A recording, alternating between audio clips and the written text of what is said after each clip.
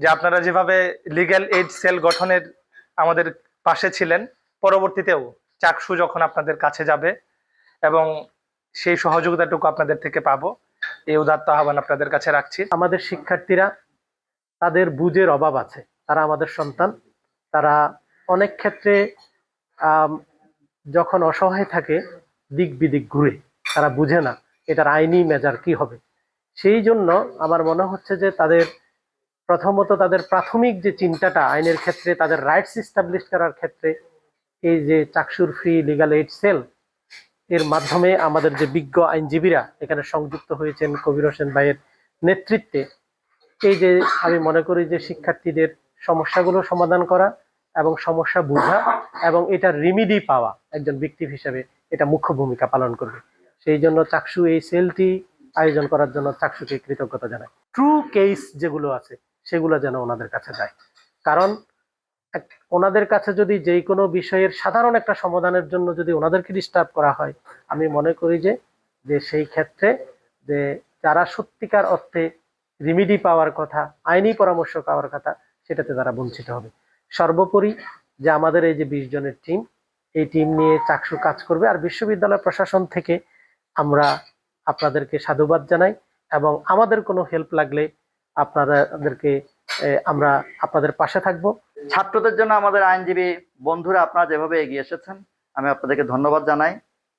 আমি একসঙ্গে থাকতাম, এই অ্যাডভোকেট কবির হোসেন, আমি একই হলে থাকতাম, শাহজাহান হলে। আমি ওনাকে ধন্যবাদ জানাচ্ছি যে এই ধরনের একটা উদ্যোগে সাড়া দিয়েছেন। চাকসুর এই উদ্যোগকে যেমন করে আমি সাধুবাদ জানাই, তেমনি করে তাদের এগিয়ে আসাটাকে আমি অত্যন্ত কৃতজ্ঞতার সাথে এটাকে আমি গ্রহণ করছি। আমরা চাইবো ছাত্রছাত্রীদের মধ্যে এটা ভালোভাবে প্রচার হোক যে there is a wing and that is comprising or that is consisting of the lawyers here. So if you have any problem, you can go to them and that is your resort. That is your, if not the last resort, at least this is a resort. তোমরা এখানে যেতে পারো, গিয়ে সহায়তা চাইতে পারো। এবং আমি আশা করব আমাদের আইনজীবী বন্ধুরা আপনারা আমাদের ছাত্রছাত্রীদেরকে সহযোগিতা করবেন এবং সমাজের শৃঙ্খলার জন্য আমাদের যে আইনের প্রতিকার আছে সেই প্রতিকারগুলো পাওয়ার জন্য আমাদের আইনের আশ্রয় নিতে হবে। সেই আশ্রয় নেওয়ার জন্য যে পদ্ধতি সেটা মেনটেন করতে হবে। আমরা এইভাবে বসে যদি এই বিষয়গুলো পরস্পর এবং আরো যদি আমরা ডিসকাস করি, সেমিনার করি, তাহলে আশা করি আমরা এই আমাদের বিষয়গুলো আরো আয়ত্ত আনবে। আর যারা চট্টগ্রাম বিশ্ববিদ্যালয়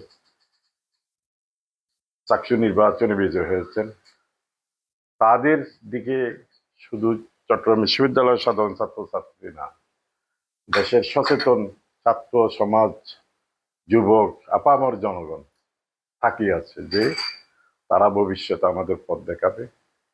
এই পথ দেখানোর জন্য যে আমাদের আরো যোগ্যতার দরকার, আমাদের আরো কিছু জানা দরকার। আমরা আশা করি এইভাবে আমরা বসলে সেই বিষয়গুলো আরো আমাদের নিয়ন্ত্রণে আয়ত্ত আসবে।